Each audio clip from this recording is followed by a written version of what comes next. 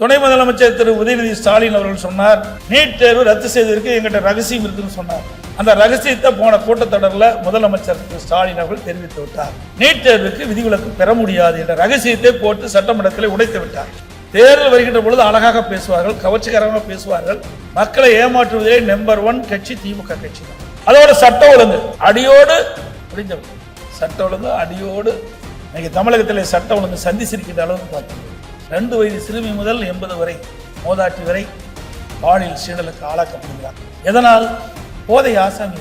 கொலை, கொள்ளை, திருட்டு, வழிப்பறிவு, பாலியல் வன்கொடுமை நடக்காத நாளே இல்லை. தினந்தோறும் பத்திரிகை ஊடகத்தையும் திறந்தா இந்த செய்தி தான் வருது. ஒரு காலத்துல வெள்ளி நிலவரம் என்ன, தங்க நிலவரம் என்னன்னு தான் செய்தியில் வரும். இப்ப கொலை நிலவரம் என்ன நிலை என்றுதான் செய்தியில் வருகின்ற செய்தியை நாம் பார்க்கிறோம். ஆக நாடு எங்கே சென்று கொண்டிருக்கின்றது எண்ணி பார்க்கிறோம். ஒரு திறமையற்ற முதலமைச்சர், பொம்மை முதலமைச்சர் நாட்டை ஆளுகின்ற காரணத்தினாலே, இந்த நாட்டு மக்கள் மீது அக்கறை செலுத்தாத காரணத்தினாலே இன்றைக்கு இப்படிப்பட்ட நிகழ்வுகள் எல்லாம் இன்றைக்கு தமிழகத்திலே நடந்து கொண்டிருக்கின்றதை ஒவ்வொருவரும் சிந்திக்க வேண்டும். இன்றைக்கு திரு ஸ்டாலின் பேசுகிறார், பத்திரிகையில் ஊடகத்திலையும் தமிழ்நாட்டுக்கு என்டிஏவுக்கு தான் பிரச்சனையா நடக்கிறது. தமிழ்நாடு சட்டமன்ற தேர்தல் அது மறந்து பேசிட்டு இருக்க. அடிக்கடி ஸ்டாலினுக்கு மறதி அதிகம் சொல்லிட்டு இருக்காங்க. அது உண்மைதான். இப்ப நம்ம புரிஞ்சுக்கிறோம். இன்றைய ஆட்சியாளர்கள் ஊடகங்களை மிரட்டி பணிய வைத்து இந்த ஆட்சியில் நடைபெறுகின்ற தவறுகளை ஊடகத்தின் வாயிலாக வெளிப்படுத்த முடியாத ஒரு நிலை இன்றைக்கு ஊடகத்துக்கு ஏற்பட்டுகின்றது. ஆனால் அனைத்து இந்திய அண்ணா திராவிட முன்னேற்ற கழக அரசு இருக்கின்ற பொழுது ஊடகம் சுதந்திரமாக செயல்பட்டது. எந்த செய்தி மக்களுக்கு சேர வேண்டுமோ அதை முழுமையாக சேர்க்கக்கூடிய பணியை அவர்கள் செய்து கொண்டிருந்தார்கள். இன்றைக்கு அந்த நிலை முற்றிலும் மாறுபட்டு விட்டது. அதனால் மக்களுக்கு உண்மை செய்தி போய் சேர்வதில்லை. இன்றைய முதலமைச்சர் தினந்தோறும் போட்டோ ஷூட் எடுப்பார். அதுதான் பத்திரிகையில் வருது, ஊடகத்தில் வருது. அதுதான் நாமளும் பார்க்கின்றோம். தினந்தோறும் ஒரு திட்டத்தை அறிவிப்பார், அதுக்கு பெயர் வைப்பார். அப்படித்தான் இந்த 5 ஆண்டு காலத்தை ஓட்டிவிட்டார். ஒரு திட்டத்தை அறிவிப்பார், திட்டத்துக்கு ஒரு குழு போடுவார், அந்த குழு அதோட முடிந்துவிடும். 52 குழு போட்ட ஒரே அரசாங்கம் விடியா திமுக அரசாங்கம். நான் சட்டமன்றத்திலே கேள்வி எழுப்பினேன். முதலமைச்சர் என்றதை நான் கேட்டேன், நீங்கள் 52 குழு போட்டுகின்றீர்கள், 52 குழு என்ன செய்தது? ஏதாவது அரசுக்கு அறிக்கை கொடுத்திருக்கின்றதா? இந்த அறிக்கையின்படி இந்த அரசாங்கம் செயல்படுகின்றதா? அதுக்கு வெள்ளை அறிக்கை வெளியிட வேண்டும் என்று கேட்டேன். எந்த பதிலும் இல்லை. இப்படிப்பட்ட ஆட்சி தேவைதானா என்பதை நாம் எண்ணி பார்க்கிறோம். என்ன சொல்ல போனா, திராவிட முன்னேற்ற கழகம் ஆட்சி வருவதற்கு முன்பு 2021 சட்டமன்ற பொதுத் தேர்தலின் போது சுமார் 525 அறிவிப்புகள் வெளியிட்டார்கள். அது புத்தகம் மாதிரி, தலராணி மாதிரி அவருடைய அறிவிப்பு இருந்தது. அதில் 4ல் 1 பங்கு அறிவிப்பு கூட இதுவரைக்கும் நிறைவேற்றப்படவில்லை. எனக்கு முன்னாலே நான் பல கருப்பையா அவர்கள் சொன்னதை போல, திராவிட முன்னேற்ற கழகம் ஆட்சிக்கு வந்தால் நீட் தேர்வு ரத்து செய்யப்படும் என்று சொன்னார்கள். இதுவரை அதற்கு உண்டான நடவடிக்கை மேற்கொள்ளவில்லை. துணை முதலமைச்சர் திரு உதயநிதி ஸ்டாலின் அவர்கள் சொன்னார், நீட் தேர்வு ரத்து செய்வதற்கு எங்கிட்ட ரகசியம் இருக்குன்னு சொன்னார். அந்த ரகசியத்தை போன கூட்டத்தொடரில் முதலமைச்சர் திரு ஸ்டாலின் அவர்கள் தெரிவித்து விட்டார். நீட் தேர்வுக்கு விதிவிலக்கு பெற முடியாது என்ற ரகசியத்தை போட்டு சட்டமன்றத்தில் உடைத்து விட்டார். தேர்தல் வருகின்ற பொழுது அழகாக பேசுவார்கள், கவர்ச்சிகரமாக பேசுவார்கள். மக்களை ஏமாற்றுவதே நம்பர் 1 கட்சி திமுக கட்சி தான். மாணவர்களையும் பெற்றோர்களையும் ஏமாற்றி அவர்களுடைய வாக்குகளை பெற்று ஆட்சிக்கு வந்த பிறகு இப்பொழுது நீட் தேர்வு விதிவிலக்கு பெற முடியாது என்ற கருத்தை சொல்ற, அதற்கு விளக்கம் உச்சநீதிமன்ற தீர்ப்பு சொல்றாங்க. அதைத்தாங்க நாங்களும் சொல்லிட்டு இருந்தோம். நாங்க மட்டும் என்ன சொன்னோம்? உச்சநீதிமன்ற தீர்ப்பின் அடிப்படையிலே நீட்டுக்கு விதிவிலக்கு பெற முடியாத ஒரு சூழ்நிலை இருக்கின்றது என்றுதான் நாங்கள் சொன்னோம். இதுக்கு மாற்று ஏற்படாதா? கிராமத்திலிருந்து நகரம் வரை ஏழை குடும்பத்தை சேர்ந்தவர்கள், நடுத்தர குடும்பத்தை சேர்ந்தவர்கள் பெரும்பாலும் அரசு பள்ளியை அப்படி அரசு பள்ளியை படிக்கின்ற மாணவ செல்வங்கள் பல பேர் மருத்துவராக வேண்டும் என்ற கனவு அவர் மனதிலே இருந்து கொண்டு இருந்தது. நானும் அரசாங்க பள்ளியிலே படித்தவர், 1ஆம் வகுப்பு முதல் 12ஆம் வகுப்பு வரை அரசாங்க பள்ளியிலே படித்தவர். ஆகவே அந்த மாணவருடைய எதிர்காலம் சிறப்பாக இருக்க வேண்டும், அவருடைய கனவு நனவாக வேண்டும் என்ற அடிப்படையில் தான் 7.5% உள்ளிடுவதற்கை கொண்டு வந்து சட்டம் ஏற்றப்பட்டு அமல்படுத்தப்பட்டு நிறைவேற்றப்பட்டு என 3000 பேர் அரசு பள்ளி படித்த மாணவ மாணவிகள் மருத்துவ கல்வி இன்னைக்கு படிச்சிட்டு இருக்கிறார். இந்த இடஒதுக்கீட்டில் கிடைக்கப்பட்ட மாணவ மாணவிகள் பெரும்பாலும் ஏழை குடும்பத்தை சேர்ந்தவர். அவர்களால் மருத்துவ கல்வி கட்டணம் செலுத்த முடியாத சூழ்நிலை என்னுடைய கவனத்திற்கு வந்தவுடன் உடனடியாக இந்த இடஒதுக்கீட்டில் இடம் கிடைத்த மாணவ மாணவிகளுக்கு அரசாங்கமே மருத்துவ கல்வி கட்டணத்தை செலுத்தும் என்ற உத்தரவை போட்டு 1 ரூபாய் செலவு இல்லாம அரசு பள்ளி படித்த மாணவர்களுக்கு மருத்துவ கல்வியை கிடைக்க செய்த அரசாங்கம் அதிமுக அரசாங்கம். அதே போல தமிழகத்தை பொறுத்த வரைக்கும் நீர் பற்றாக்குறை உள்ள ஒரு மாநிலம். அண்டை நீருக்கு அண்டை மாநிலத்தை நம்பித்தான் நாம் இருந்து கொண்டிருக்கிறோம். நீர் மேலாண்மை என்பது மிக முக்கியம். அப்படிப்பட்ட நீரை சேமிக்க வேண்டும், அதை மக்களுக்கு முறையாக வழங்க வேண்டும் என்ற அடிப்படையில் தான் இந்த குடிமராமத்து திட்டத்தை கொண்டு வந்து நாங்கள் நடைமுறைப்படுத்துறோம். இந்த அரசாங்கம் வந்த பிறகு அதையும் கைவிட்டு விட்டோம். அதோட மேட்டூர் அணை நிரம்பி உபரி நீர் வெளியேறுகின்ற பொழுது ஆங்காங்கே தடுப்பணைகள் அமைத்து அந்த நீரை தேக்கி விவசாயத்திற்கு குடிப்பதற்கும் தேவையான நீரை வழங்க வேண்டும் என்ற அடிப்படையில் நஞ்சை புகழூரில் ஒரு அற்புதமான தடுப்பணை கட்டினோம். குமாரமங்கலத்தில் அங்க ஒரு தடுப்பணை கட்டணும். இன்னும் அந்த தடுப்பணை பயன்பாட்டுக்கு வரல. வேண்டுமென்றே திட்டமிட்டு அனைத்து இந்திய அண்ணா திராவிட முன்னேற்ற கழக ஆட்சியிலே கொண்டு வரப்பட்ட திட்டம் என்ற ஒரே காரணத்திற்காக இந்த திட்டத்தை இன்னும் நிறைவேற்றாமல் ஆமை வேகத்திலே செயல்படுத்திக் கொண்டிருக்கின்றார். அது மட்டுமல்ல, நான் முதலமைச்சர் இருந்த பொழுது பாரத பிரதமரை அவளை சந்தித்தேன். இன்றைக்கு மேட்டூர் அணையிலிருந்து திறக்கப்படுகிற நீர் காவிரி ஆற்றின் வழியாக கடலிலே போய் கலக்கின்றது. காவிரி ஆற்றின் இரு கரை ஓரமாக இருக்கின்ற நகரத்திலிருந்து வெளியேறுகின்ற அந்த அசுத்த நீர் நதியிலே கலக்கி அந்த நீரை சுத்தப்படுத்த வேண்டும். கிட்டத்தட்ட 20 மாவட்ட மக்கள் காவிரி ஆற்று நீரை குடிநீர் ஆதாரமாக கொண்டிருக்கிறார். மாசுபட்ட நீராக இருக்கக்கூடாது என்பதற்காக நடந்தாய் வாழி காவிரி என்ற திட்டத்தை வடிவமைத்து மாண்பு பாரத பிரதமரிடத்திலே கொடுத்தேன். மாண்பு பாரத பிரதமர்கள் 2 அவையில் இருக்கிற கூட்டுக்குழு கூட்டத்திலே மேதகு குடியரசுத் தலைவர் உரையில் இடம்பெற செய்து அதை நிறைவேற்று என்று சொன்னால் அதே போல செய்தார். 2024 ஆண்டு மத்திய அரசு அனுமதி கொடுக்கப்பட்டு 11,250 கோடி இந்த திட்டத்திற்காக அனுமதி கொடுக்கப்பட்டு இந்த திட்டம் இதுவரைக்கும் நிறைவேற்றல இந்த அரசாங்கம். அதற்கு காரணம் அதிமுக ஆட்சியில் கொண்டு வரப்பட்ட திட்டம் என்ற காரணத்திற்காக கொள்கைகளுக்கு குறிப்பில் இடம்பெற்றிருந்தார்கள். ஆனால் அதை இதுவரை நடைமுறைப்படுத்தவில்லை. மத்திய அரசு 60%, மாநில அரசு 40% இந்த திட்டத்திற்கு நிதி ஒதுக்கீடு செய்ய வேண்டும். ஆனால் இந்த அரசு கிடப்பிலே போட்டுக்கின்றது. இதெல்லாம் அதிமுக ஆட்சியில் செய்த சாதனை. ஆனால் இன்றைக்கு வேண்டுமென்றே திட்டமிட்டு இதற்கெல்லாம் முன்னுரிமை கொடுக்காமல் இந்த அரசு ஒரு காழ்ப்புணர்ச்சியோடு செயல்படுகிற அரசு என்பதற்கு இதையெல்லாம் ஒரு சான்று. அதோடு ஒரு நாட்டினுடைய வளர்ச்சி கல்வி மையமாக வைத்து அந்த கல்விக்கு முன்னுரிமை கொடுத்தோம். அதிகமான ஆரம்ப பள்ளி திறக்கப்பட்டது அரசாங்கத்தின். ஆரம்ப பள்ளி நடுநிலைப்பள்ளி தரம் உயர்த்தப்பட்டது, நடுநிலைப்பள்ளி உயர்நிலைப்பள்ளி தரம் உயர்த்தப்பட்டது, உயர்நிலைப்பள்ளி மேல்நிலைப்பள்ளி தரம் உயர்த்தப்பட்டு மேல்நிலையிலிருந்து கல்லூரிகள் அதிக அளவில் திறக்கப்பட்டன. இன்றைக்கு இந்தியாவிலேயே உயர்கல்வி படிப்புடைய எண்ணிக்கை தமிழகம் தான் முதலிடம் என்ற பெருமையை அதிமுக ஆட்சியை நிரூபித்து காட்டும். அம்மா அவர்கள் இருக்கின்ற பொழுது கல்விக்கு அதிகமான நிதி ஒதுக்கீடு செய்தார்கள், கல்வியிலே புரட்சியை ஏற்படுத்தினார்கள். அதிமுக ஆட்சி 2011 2021 வரை 68 கலை மற்றும் அறிவியல் கல்லூரிகள், ஒரே ஆண்டில் 11 அரசு மருத்துவக் கல்லூரி மருத்துவமனை கூட சாதனை. ஒரு ஆண்டுல அம்மா இருக்கின்ற பொழுது 7 அரசு மருத்துவக் கல்லூரி மருத்துவமனை கொண்டாங்க. 2011 21 வரை சுமார் 17 அரசு மருத்துவக் கல்லூரி மருத்துவமனை கொண்டு வந்து சாதனை படைத்த அரசாங்கம். அதே போல அதிமுக ஆட்சியில் 7 சட்டக்கல்லூரியை கொடுத்தோம், 21 பாலிடெக்னிக் கல்லூரி, 4 பொறியியல் கல்லூரி, 4 வேளாண்மை கல்லூரி, 5 கால்நடை மருத்துவக் கல்லூரி, ஆராய்ச்சி நிலையம்.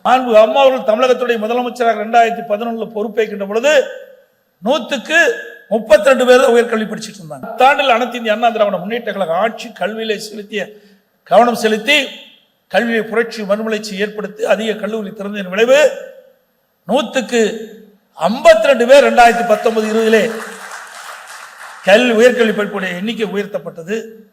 மத்திய அரசுடைய இலக்கு 2035 அடைய வேண்டிய இலக்கை 2019-20 உயர்கல்வியிலே அந்த இலக்கை எட்டிடும் சொன்னால் எந்த அளவுக்கு கல்வியில் இந்த அரசு கவனம் செலுத்து என்பதை நாம் எண்ணி பார்க்க வேண்டும். அதோடு கட்டமைப்பு வசதியும் நாங்கள் ஏற்படுத்தி கல்லூரிக்கு அறிவிக்கப்பட்டுள்ள கல்லூரிக்கு தேவையான கட்டட வசதியில் கட்டமைப்பு நம்ம செய்து கொடுத்தோம். இன்னைக்கு திராவிட முன்னேற்ற கழக ஆட்சிக்கு வந்த பிறகு பல பள்ளிகளை மூடப்பட்டு விட்டது. அதிமுக ஆட்சியில பள்ளிகளை திறந்தோம், திமுக ஆட்சியில பள்ளிகளை மூடினாங்க. 200க்கும் மேற்பட்ட பள்ளிகளை மூடிட்டாங்க. இன்றைக்கு கிராமத்தில் இருக்கின்ற மாணவ மாணவிகள் பல்வேறு பிரச்சனை காரணமாக 2 கிலோமீட்டர் 4 கிலோமீட்டர் 5 கிலோமீட்டர் சென்று கல்வி கற்க முடியாத சூழ்நிலையை கருத்திலே கொண்டு அதிகம் பேர் கல்வி கற்க வேண்டும் என்ற அடிப்படையில் அந்தந்த பகுதியிலேயே இன்றைக்கு உயர்நிலைப்பள்ளியிலிருந்து மேல்நிலைப்பள்ளி ஆக்கணும். அதையெல்லாம் இந்த அரசாங்கம் மூடப்பட்டு விட்டார். இப்படிப்பட்ட அரசாங்கம் தேவைதானா என்பதை நாம் சிந்திக்கிறோம். அதோட சட்ட ஒழுங்கு அடியோடு முடிந்து விட்டது. சட்ட ஒழுங்கு அடியோடு இன்னைக்கு தமிழகத்திலே சட்ட ஒழுங்கு சந்திச்சிருக்கின்ற அளவுக்கு பார்க்கின்றோம். எனக்கு முன்னாலே என்னென்ன அவர்கள் பேசினார்களே, 2 வயது சிறுமி முதல் 80 வரை மோதாட்டி வரை பாலியல் சீண்டலுக்கு ஆளாக்கப்படுகிறார்கள். எதனால்? போதை ஆசாமியால். இன்றைக்கு தமிழகத்திலே இந்த ஆட்சி பொறுப்பேற்ற பிறகு 110 டன் கஞ்சாவை கண்டுபிடித்தா சொல்லுங்க. 3.6 லட்சம் இந்த போதை மாத்திரைகள் கண்டுபிடித்தா சொல்றாங்க. 6000 கஞ்சா சாக்லேட்டுகள் கண்டுபிடிக்கப்பட்டதா சொல்றாங்க. கண்டுபிடிக்கப்பட்டது மட்டும் இவ்வளவு. அப்படின்னா வெளியில எவ்வளவு விற்பனை ஆயிருக்கு எண்ணி பாருங்க. இன்னைக்கு கல்லூரியில் படிக்கின்ற மாணவர்கள், பள்ளியிலே படிக்கின்ற மாணவர்கள் இந்த கஞ்சா போதைக்கு அடிமையாகி குற்றச்செயலில் ஈடுபட்ட சூழலை தமிழகத்தில் நிலவிக் கொண்டிருக்கிறது. அது மட்டுமல்ல, பொதுமக்களும் இந்த போதைக்கு அடிமையாகி குற்றச்செயலில் ஈடுபடுகிறார்கள். கொலை, கொள்ளை, திருட்டு, வழிப்பறிவு, பாலியல் வன்கொடுமை நடக்காத நாளே இல்லை. தினந்தோறும் பத்திரிகை ஊடகத்தையும் திறந்தா இந்த செய்தி தான் வருது. ஒரு காலத்துல வெள்ளி நிலவரம் என்ன, தங்க நிலவரம் என்னன்னு தான் செய்தியில் வரும். இப்ப கொலை நிலவரம் என்ன நிலை என்றுதான் செய்தியில் வருகின்ற செய்தியை நாம் பார்க்கிறோம். அதோடு நெல்லையிலே 9ஆம் வகுப்பு படிக்கிற மாணவிகள் அங்க பாத்தீங்கன்னா மது அருந்தி இருக்கிற காட்சி. 9ஆம் வகுப்பு படிக்கின்ற மாணவி, இவ்வளவு மோசமான ஒரு அரசாங்கம். பள்ளியிலே படிக்கின்ற மாணவர்கள் புத்தகத்தை படிப்பதற்கு பதிலாக வீச்சருவாலை கொண்டு வராங்க. ஆக நாடு எங்கே சென்று கொண்டிருக்கின்றது எண்ணி பார்க்க வேண்டும். ஒரு திறமையற்ற முதலமைச்சர், பொம்மை முதலமைச்சர் நாட்டை ஆளுகின்ற காரணத்தினாலே, இந்த நாட்டு மக்கள் மீது அக்கறை செலுத்தாத காரணத்தினாலே இன்றைக்கு இப்படிப்பட்ட நிகழ்வுகள் எல்லாம் இன்றைக்கு தமிழகத்திலே நடந்து கொண்டிருக்கின்றதை ஒவ்வொருவரும் சிந்திக்க வேண்டும். அதோடு 2-3 வருடம் 2022ஆம் ஆண்டு எனக்கு கருதுகிறேன், காவல்துறை மானிய கோரிக்கை வந்தது. மாண்பு முதலமைச்சருடைய துறை அதுல மானிய கோரிக்கை புத்தகத்தை கொடுத்தாங்க. அதுல என்னுடைய நாமம் சரியாக இருக்கும் என்று சொன்னால் 20வது பக்கம் 2வது பேராவில் குறிப்பிட்டிருக்கார். கல்லூரிக்கு அருகிலே, பள்ளிக்கு அருகிலே 2348 பேர் கஞ்சா வைத்திருந்தா கண்டுபிடிக்கப்பட்டது. கைது செய்யப்பட்டது 148 பேர் அப்படின்னு அந்த புத்தகத்தில் அச்சிடப்பட்டு எங்களிடத்தில் வழங்கப்பட்டிருக்கிறது. புள்ளிகளை குறிப்பிட்டு முதலமைச்சரிடத்தில் நான் கேட்டேன், கண்டுபிடிக்கப்பட்டது 2348, கைது செய்யப்பட்டது 148, மற்றவர்களை எங்கே போனார்கள்? அத்தனை பேர் திமுக காரர். எங்க போய் கஞ்சா ஒழிக்க முடியும்? பதிலே சொல்லல கடைசி வரைக்கும். இப்படிப்பட்ட ஒரு திறமையற்ற முதலமைச்சர் தான் தமிழகத்தை ஆண்டு கொண்டிருக்கிறார் என்பதை நாம் எண்ணி பார்க்க வேண்டும். அதோடு கொரோனா காலம், நான் ஆட்சி பொறுப்பேற்கின்ற பொழுது பல்வேறு சோதனைகளை சந்தித்தவர். ஒன்னு உள்கட்சி பிரச்சனை, 2வது ஆட்சி பொறுப்பேற்றுள்ள கடுமையான வறட்சி. சென்னை மாநகர மக்களுக்கு கூட முழுமையாக குடிநீர் கிடைக்காத ஒரு சூழ்நிலை. வெளி மாவட்டத்திலிருந்து ரயில் மூலமாக தண்ணீரை கொண்டு வந்து நம்முடைய சென்னை மாநகர மக்களுடைய தாகத்தை தீர்க்கக்கூடிய ஒரு குடிநீரை வழங்கிய அரசாங்கம் அதிமுக அரசு. அடுத்தது டெல்டா மாவட்டத்தில் கஜா புயல். இந்த டெல்டா மாவட்டத்தை புரட்டி போட்டு போயிட்டு விட்டது. புயலால் கடும் சேதம், விவசாய விளைநிலங்கள் சேதம், பயிர்கள் எல்லாம் தண்ணீரில் முழுகி சேதம் அடைஞ்சிட்டது. அங்க இருக்கின்ற மின்கம்பம் எல்லாம் உடைந்து விட்டது. சப்ஸ்டேஷன், துணை மின் நிலையங்கள் எல்லாம் காற்றில் அடித்து நொறுக்கப்பட்டு விட்டது.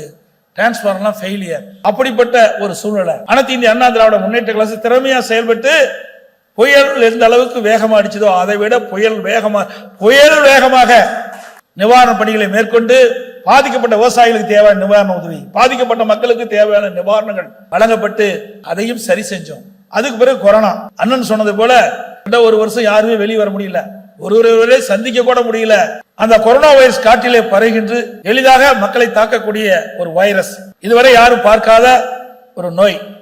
அப்படிப்பட்ட காலகட்டத்தில் கூட விலைமதிக்க முடியாத உயிரை காப்பாற்றுவதற்காக நான் 32 மாவட்டத்துக்கு நேரடியாக நான் சென்று மாவட்ட ஆட்சித்தலைவரோடு தொடர்பு கொண்டு அந்தந்த மாவட்டத்தில் எப்படி கொரோனா வைரஸ் பரவலை தடுக்கப்படுகிறது என்ற கலந்து ஆலோசனை கூட்டத்தை கூட்டி அதில் விவசாய மக்கள், அதோட தொழிற்சாலை சேர்ந்த நிறுவனத்தின் தொழிலாளர்கள், அதோட சுயதி குழுவை சேர்ந்த மகளிரை சேர்ந்தவர்கள், இப்படி பலதரப்பட்ட மக்களையும் மாவட்ட நிர்வாகம் கூட்டத்திலே கலந்து ஆலோசித்து அவர்களுக்கு தேவையான உதவிகளை நாங்கள் செஞ்சோம். அந்த கொரோனா காலத்தில் கூட விலைவாசி உயர்ல முன்னாடி அண்ணன் சொன்னதை போல ஒரு வருடம் அரசுக்கு வரிவாயே கிடையாது, ₹1 வரிவாய் கிடையாது.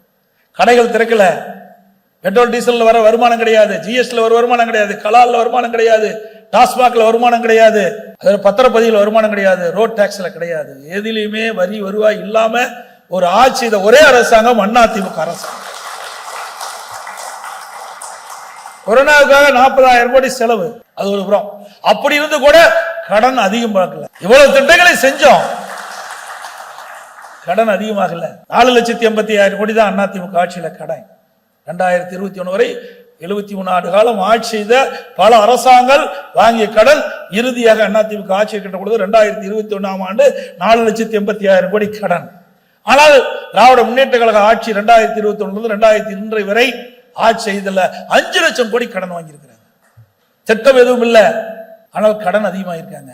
2020-21 அதிமுக ஆட்சியில் இருந்த வருவாயை விட 2024-25 திராவிட முன்னேற்ற கழக ஆட்சியில வருவாய் 1,36,000 கோடி கூடுதலா வருமானம் வருது. ஒரு பக்கம் கூடுதலான வருமானம், திட்டங்கள் எதுவும் இல்ல, கடன் அதிகம். ஒரு திறமையற்ற அரசாங்கம் என்பதற்கு இதுதான் சான்று. அதோட தேர்தல் நேரத்தில் குறிப்பிட்டிருந்தாங்க, திராவிட முன்னேற்ற கழகம் ஆட்சிக்கு வந்தா அரசு காலி பணியிடங்கள் முழுவதும் நிரப்பப்படும். அரசு காலி பணியிடங்கள் 3 லட்சம் பேர் நேரடியாக நிரப்பப்படும். அரசு சார்ந்த பணியிடங்கள் 2 லட்சம் பேர், மொத்தம் 5 லட்சம் காலி பணியிடங்கள் காலியாக இருப்பதாகவும் அவருடைய தேர்தல் அறிக்கையில் குறிப்பிட்டார். திராவிட முன்னேற்ற கழகம் ஆட்சிக்கு வந்த உடனே இந்த காலி பணியிடங்கள் அனைத்தும் நிரப்பப்படும் சொன்னாங்க. கடந்த கூட்டத்தொடரில் வெறும் 50,000 காலி பணியிடங்கள் தான் நிரப்பப்பட்டதா அறிவிச்சிருக்காங்க இந்த அரசாங்கம். ஆனா இந்த 5 ஆண்டு காலத்துல அரசு ஊழியர்கள் ஓய்வு பெற்றது 94,000 பேர். ஆனால் அரசு பணியில் அமர்த்தப்பட்ட பேர் 50,000. அதிலேயே 44,000 பேர் நியமிக்கப்படல. மக்களை ஏமாற்றி படித்த இளைஞர்களுக்கு வேலை வாய்ப்பு கிடைக்கும். இதே அனைத்து இந்திய அண்ணா திராவிட முன்னேற்ற கழகம் ஆட்சி இருக்கின்ற பொழுது இதை புரட்சித் தலைவர் அம்மா அவர்கள் 2015ஆம் ஆண்டு தொழில் முதலீட்டு மாநாட்டு நடத்தினாங்க. 74 புரிதல் ஒப்பந்தங்கள் போட்டாங்க. 2,40,000 கோடி தொழில் முதலீட்டு ஈர்க்கப்பட்டு புதிய தொழிற்சாலையை கொண்டு வந்து படித்த இளைஞர்களுக்கு வேலை வாய்ப்பை உருவாக்கி தந்த அரசாங்கம் அண்ணா திமுக அரசாங்கம். படிப்பதற்கும் பல்வேறு கல்விக்கூடங்களை திறந்தோம், படித்து முடித்த இளைஞர்களுக்கும் வேலை வாய்ப்பை உருவாக்கி தந்தோம். அதே வழியில் வந்து அம்மாவுடைய அரசு 2019 ஜனவரி மாதம் தொழில் முதலீட்டு மாநாட்டு சென்னையில் நடத்தி சுமார் 304 புரிந்துணர்வு ஒப்பந்தங்கள் போட்டு 3,05,000 கோடி தொழில் முதலீட்டு ஈர்க்கப்பட்டு பல தொழிற்சாலைகள் நிறைவு பெற்று பயன்பாட்டுக்கு வந்துட்டது. அதில் இருக்கிற உற்பத்தி தான் இன்றைக்கு இந்த ஆட்சி காப்பாற்றிட்டு. இந்த ஆட்சியில தொழில் முதலீட்டு மாநாட்டு நடத்தினாங்க, புரிந்துணர்வு ஒப்பந்தம் போட்டாங்க. போட்ட உடனே எந்த தொழிற்சாலை வந்துடாது. தொழிற்சாலை அமைக்க வேண்டும் என்று சொன்னால் முதற்கட்ட பணிகள் செய்ய வேண்டும், நிலம் எடுக்க வேண்டும், பிறகு அதற்கு தேவையான அனுமதிகள் எல்லாம் பெற வேண்டும், பிறகு அது நிதி ஆராய்ச்சி பெற வேண்டும், கட்டுமானம் செய்ய வேண்டும். இதையெல்லாம் செய்ய வேண்டும் என்று சொன்னால் குறிப்பிட்டது ஒரு 3 ஆண்டு காலமாவது பெரிய தொழிற்சாலை அமைப்பதற்கு காலம் பிடிக்கும். ஆனால் திரு ஸ்டாலின் பேசுகிறார், ஆட்சிக்கு வந்தவுடனே இன்னைக்கு உற்பத்தி பெருகிவிட்டது. அத்தனையும் பொய். அதிமுக ஆட்சியில் தொழில் முதலீட்டை கொண்டு வந்து அதனால் தொழிற்சாலைகள் அதிகமாக நிறுவப்பட்டு அதனுடைய பயன்பாட்டு வந்தவங்கதான் உற்பத்தி பெருகி இருக்குது. இதுதான் யதார்த்தமான உண்மை. அது அவருக்கும் தெரியும். பொய் பேசல வல்லவர்கள். அண்ணன் சொன்ன மாதிரி பொய்யை எப்படி பேசணும், மக்களை எப்படி நம்ப வைக்க வேண்டும் என்பதை வல்லவர்கள் திராவிட முன்னேற்ற கழகத்தை சேர்ந்தவர். இன்னைக்கு திராவிட முன்னேற்ற கழகம் என்றால் ஊழல், ஊழல் என்றால் திராவிட முன்னேற்ற கழகம். இந்தியாவில் பல மாநிலம் இருக்குது. எந்த மாநிலத்திலும் ஊழலுக்காக கலைக்கப்பட்ட அரசாங்கம் கிடையாது. ஆனா திமுக அரசாங்கம் தான் ஊழலுக்காக கலைக்கப்பட்ட முதல் அரசாங்கம். இந்த ஆட்சியில் கலெக்ஷன், கமிஷன், கரப்ஷன் இதுதான் நடந்துகிட்டு இருக்குது. மக்களுக்கான திட்டங்களும் கிடையாது, அதனால் மக்கள் நன்மையும் பெற முடியல. இந்த ஆட்சியாளர்கள் விலைவாசி விண்ணை முட்டுகிட்ட அளவுக்கு உயர்ந்து போச்சு. அதை கட்டுப்படுத்த இந்த அரசாங்கம் முடியவில்லை. ஏன்னா குடும்பத்தை கவனிக்கிறதுக்கு ஸ்டாலினுக்கு நேரம் சரியா போய் தன்னுடைய மகன் உதயநிதியை எப்படியாவது பிரபலப்படுத்த வேண்டும் என்ற எண்ணத்தில் தான் இருக்கிறார ஒழிய மக்களை பற்றி சிந்தித்ததாக வரலாறு கிடையாது. அதோட கட்டுமான பொருட்களுடைய விலை கடுமையா உயர்ந்துட்டது. இருக்கிற நகரத்தில் இருக்கிற அத்தனை மக்களுமே ஏதாவது வீடு கட்ட வேணும், கடை கட்ட வேணும்னா இன்னைக்கு அதிமுக ஆட்சியில் ஒப்பிட்டு பாருங்க. இன்னைக்கு ஜல்லி விலை என்ன, எம்சாண்ட் விலை என்ன, சிமெண்ட் என்ன, என்னது செங்கல் என்ன விலைன்னு பாருங்க, மரம் என்ன விலைன்னு பாருங்க. இனிமேல் வீடு கட்டணும்னா கனவுல வீடு கட்டிக்கலாம். நிஜத்தில் இந்த ஆட்சி இருக்க வரைக்கும் வீடே கட்ட முடியாது. அதே போல திராவிட முன்னேற்ற கழக ஆட்சியில் அப்பொழுது திரு கருணாநிதி இருக்கும்போது சர்க்காரிய கமிஷன் அமைச்சார். அரிசி பேரவுரல், கோதுமை பேரவுரல், பூச்சி மருந்து ஊரல், சர்க்கரை பேரவுரல். சர்க்கரை பேரவுரல்ல அரசு அறிக்கை தாக்கல் இருக்குது. சர்க்கரை எல்லாம் எறும்பு தின்னுட்டுது, கோணி பைய கரையான் சாட்சி. எப்படிப்பட்ட ரிப்போர்ட்! அதனுடைய வாரிசு தானே திரு ஸ்டாலின். அவர் எப்படி இருப்பார்? எதை ஒண்ணு போட்டா இன்றைக்கு இந்த தேர்தலை பொறுத்த வரைக்கும் குடும்ப ஆட்சிக்கு முடிவு கட்டுகின்ற தேர்தல், வாரிசு அரசியலுக்கு முடிவு கட்டுகின்ற தேர்தல் இந்த தேர்தல்.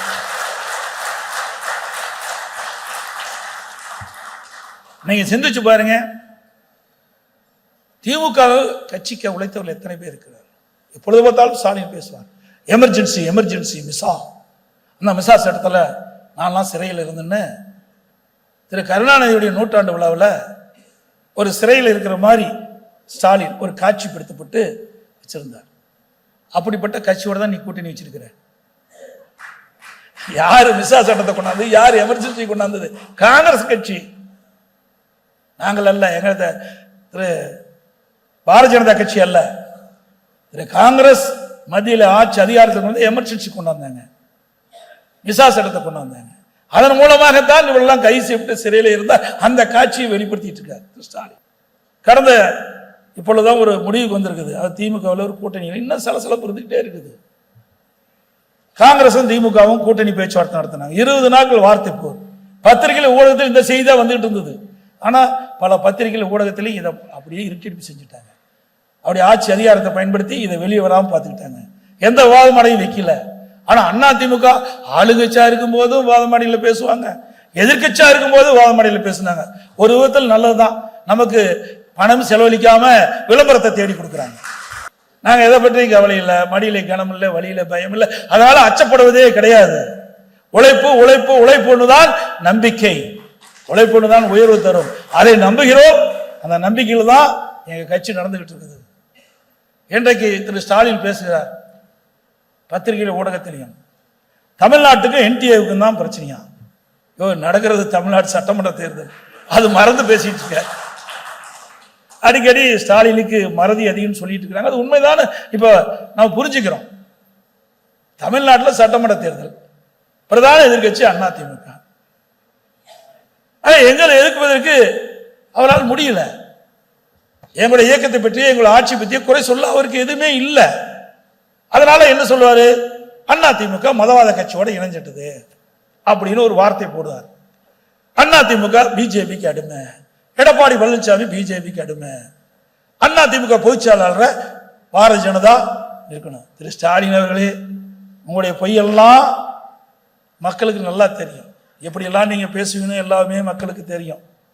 அதிமுகவை பொறுத்த வரைக்கும் பொன்மனச்செம்மல் புரட்சி தலைவர் தோற்றுவித்த இயக்கம், அம்மா கட்டி காத்த இயக்கம், எவ்வளோ பிரச்சனைக்கு இடையிலும் அதிமுக வலிமையோடு இன்று இருந்து கொண்டிருக்கின்றது.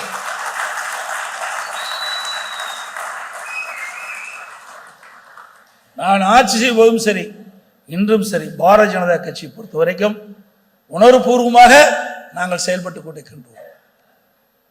நான் ஆட்சி செய்கின்ற பொழுது பல்வேறு உதவிகளை மத்திய அரசிலிருந்து கிடைக்கப்பட்டது. இன்றைக்கு கூட மெட்ரோ ரயில் திட்டம், இந்தியாவில் ஒரு திட்டத்துக்கு 63,000 கோடி நிதி ஒதுக்கீடு செய்த ஒரே அரசாங்கம் மத்திய அரசாங்கம். அதை பெற்றது தமிழ்நாடு அரசாங்கம். இதுவரை ஒரு திட்டத்துக்கு 63 கோடி அனுமதித்ததே கிடையாது. அப்படி மத்திய அரசு அனுமதி கொடுத்தது. நான் ஏற்கனவே சொன்னேன், நடந்தாய் வாலி காவிரி திட்டம் 11,809 கோடி. பல திட்டத்துக்கு மத்திய அரசு உதவி செஞ்சது. இந்திய தேசிய நெடுஞ்சாலையம், இந்திய தேசிய நெடுஞ்சாலை ஆணையத்தில் நிறைய சாலைகள் இன்றைக்கு விரிவுபடுத்தப்பட்டது, துறைமுகங்கள் விரிவுபடுத்தப்பட்டது, விமான நிலையம் தூத்துக்குடி திருச்சி விமான நிலையங்கள் விரிவுபடுத்தப்பட்டன. 2 நாளைக்கு முந்தி மதுரையில் சர்வதேச விமான நிலையம் என்று அறிவிக்கப்பட்டிருக்குது. இப்படி மத்திய அரசாங்கத்தில் இருக்கிற திட்டங்கள் எல்லாம் தமிழ்நாட்டை கொடுத்துட்டு தான் இருக்கிறாங்க. ஆனா இதே காங்கிரஸ் ஆட்சி இருந்தது, என்ன ஒரு புதிய திட்டத்தை கொண்டாந்தீங்க? எவ்வளவு நிதியை இந்த அரசாங்கம் பெற்றது? திமுக அரசாங்கம் 15 ஆண்டு காலம் மத்தியில் ஆட்சி அதிகாரத்தில் திராவிட முன்னேற்ற கழகம் மத்தியில் இருந்தது. ஆட்சி அதிகாரத்தில் இருந்தது. குடும்ப உறுப்பினருக்கு தேவையான அதிகாரத்தை இந்த அரசாங்கம் பெற்றதை ஒழிய, திமுக பெற்றதை ஒழிய மக்களுக்கு தேவையான திட்டங்களை பெறல, தமிழ்நாட்டுக்கு தேவையான நிதிகளும் பெறல. இன்னும் குறிப்பா சொல்ல போனா, தமிழ்நாட்டை சேர்ந்த சிதம்பரம் நிதி அமைச்சராக இருந்தார். அப்பொழுது கூட அவர்களை நாடி தமிழ்நாட்டுக்கு தேவையான நிதி பெற முடியாத ஒரே அரசாங்கம் திமுக அரசாங்கம், ஒரே கட்சி திமுக கட்சி. ஆனா அதிமுக கட்சி அப்படி இல்லை. அதிமுக கட்சிக்கு அப்படியெல்லாம் அரசாங்கம் முடியல. நமக்கு அந்த வாய்ப்பு கிடைக்கல. இருந்தாலும் கிடைக்கின்ற வாய்ப்பை பயன்படுத்தி மத்திய அரசோடு இணைந்து செயல்பட்டு தமிழ்நாட்டு மக்களுக்கு தேவையான ஆக்கப்பூர்வமான திட்டங்களை பெற்று தேவையான நிதிகளை பெற்று தமிழ்நாடு வளர்ச்சி பெறுவதற்கு அடித்தளமாக விளங்கிய அரசாங்கம் அதிமுக அரசாங்கம், அதிமுக கட்சி.